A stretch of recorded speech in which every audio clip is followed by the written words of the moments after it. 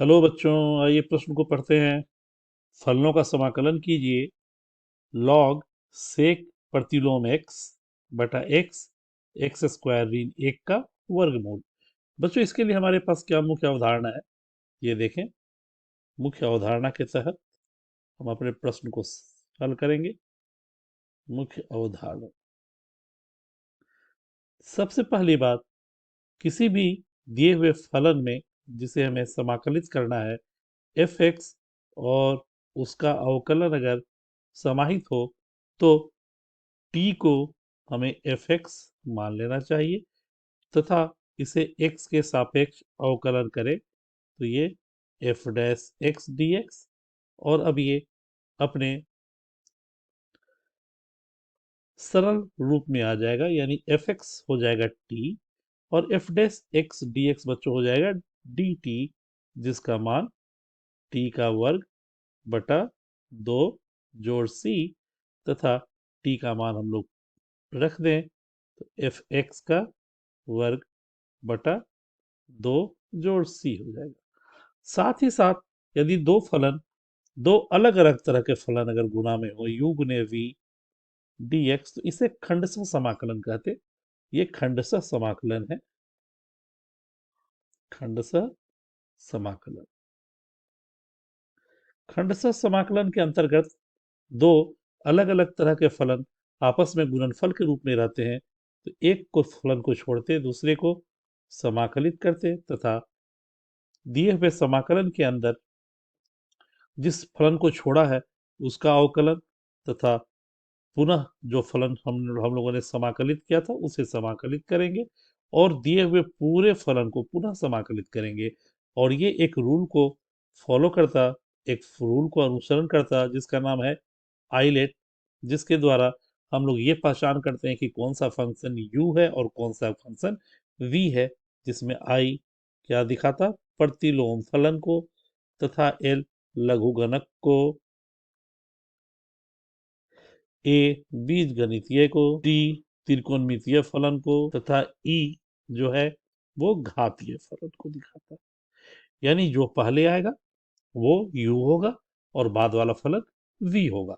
इस आधार पर जो हमारा प्रश्न दिया हुआ है वो कुछ इस तरह से होगा। दिया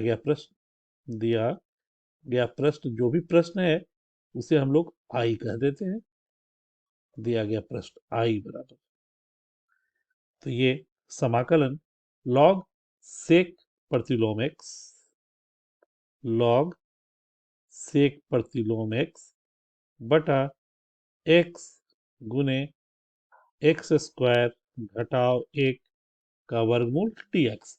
तो बच्चों, हमारे पास सेक प्रतिलोम एक्स का अवकलन प्रश्न में मौजूद है, जो एक बटा एक्स गुने एक्स स्क्वायर ऋण एक के बराबर है। तो मान लेते हैं, माना टी बराबर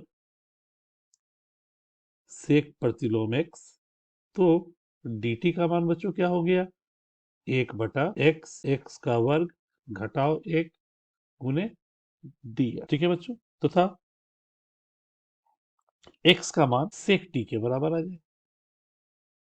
तो अब जो हमारा दिया हो गया समाकलन हो जाएगा वो अपने सरल रूप में क्या आ जाएगा, तो यहां से देखें, dx बटा एक्स गुने एक्स स्क्वायर घटाव एक, इस पूरे को चाहे तो हम लोग लिख सकते हैं dt के रूप में, और ये पुनः फंक्शन हो गया log t गुने dt।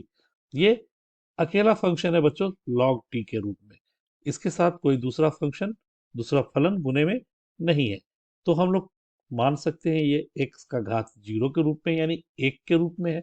तो एक को अगर हम लोग चाहें तो ऐसा लिख सकते हैं, x का घात 0 गुने, सॉरी, जो फलन है हमारे पास वो t के रूप में है, तो t के रूप में माने t का घात 0 शून्य और log t dt।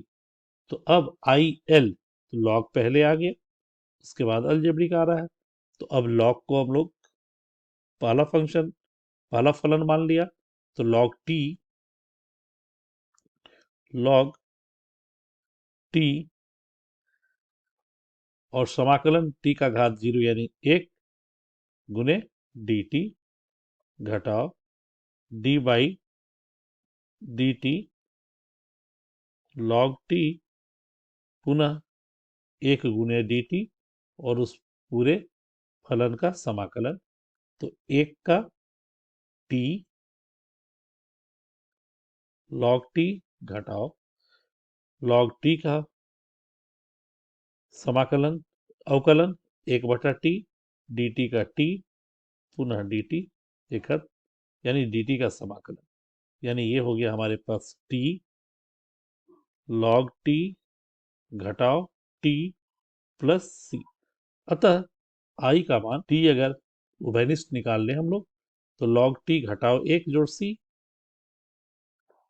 log t घटाओ 1 जोड़ c, और t हमारे पास है बच्चों सेक इनवर्स x, t है सेक इनवर्स x। अतः i